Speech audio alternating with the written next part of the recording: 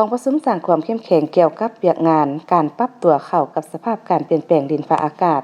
ตอนเช้าของวันที่11มิถุนายน2025นี้ที่ห้องประชุมแผนกพลังงานและบ่อแห่แขวงพงศาลีทางแผนกทรัพยากรธรรมชาติและสิ่งแวดล้อมแขวงจัดกองประชุมสัมมนาสร้างความเข้มแข็งเกี่ยวกับการปรับตัวเข้ากับการเปลี่ยนแปลงดินฟ้าอากาศสำหรับแขนงภายในแขวงภายใต้การจัดตั้งปฏิบัติแผนงานแห่งชาติการปรับตัวเข้ากับการเปลี่ยนแปลงดินฟ้าอากาศโดยการเป็นประธานของท่านทองอาลีกรรมการพักแขวงหัวหน้าแผนกทรัพยากรธรรมชาติและสิ่งแวดล้อมแขวงมีบรรดาทีมงานที่ปรึกษาโครงการจากคุ้มครองการเปลี่ยนแปลงดินฟ้าอากาศกระทรวงเกษตรกรรมและสิ่งแวดล้อมมีบรรดาหัวหน้าแผนกบรรดาผู้ต่างหน้าจากแขนงการที่เกี่ยวข้องขันแขวงเข้าร่วมในกองประชุมท่านทองอาลีกรรมการพักแขวงหัวหน้าแผนกทรัพยากรธรรมชาติและสิ่งแวดล้อมแขวงได้มีคำเห็นและกล่าวเปิดกองประชุมจากนั้นที่ปรึกษาโครงการได้นำเสนอความรู้พื้นฐานด้านการเปลี่ยนแปลงดินฟ้าอากาศและการปรับตัวเข้ากับการเปลี่ยนแปลงดินฟ้าอากาศซึ่งสปป.ลาวพวกเขาเป็นประเทศหนึ่งที่มีความเปราะบางสูง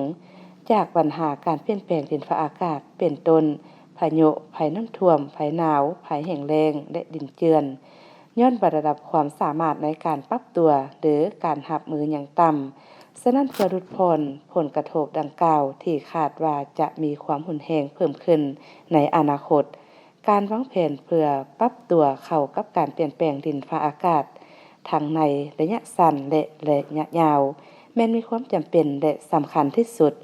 ทั้งในระดับส่วนกลางและท้องถิ่นรวมทั้งแขนงการต่างๆโดยอิงใส่ยุทธศาสตร์แห่งชาติการแก้ไขปัญหาการเปลี่ยนแปลงดินฟ้าอากาศฮอดปี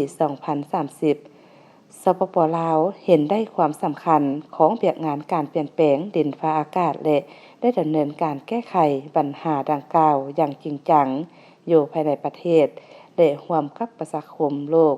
อย่างตั้งหน้าตลอดมากำหนดเป้าหมายรวมและคาดหมายสู่ชนดักการพื้นฐานแผนงานและโครงการบุริมสิทธิ์ที่ติดพันกับหลายแขนงการที่เกี่ยวข้องนับทั้งขั้นส่วนกลางและท้องถิ่น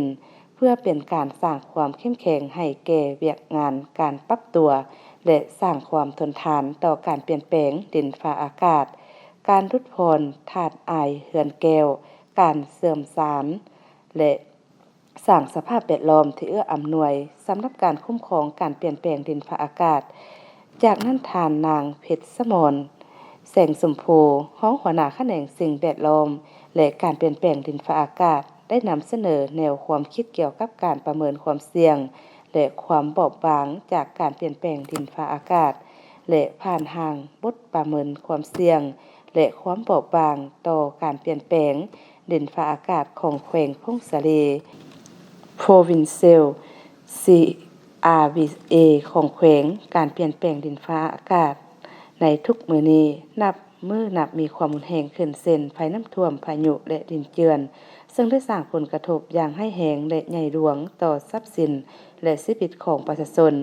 พื้นฐานโครงสร้างด้านเศรษฐกิจสังคมเป็นต้นเส้นทางขัวพื้นที่การผลิตกสิกรรมชนประทานแดงน้ำกินน้ำใสโรงเรียนห้องหมอไฟฟ้าสิ่งปลูกสร้าง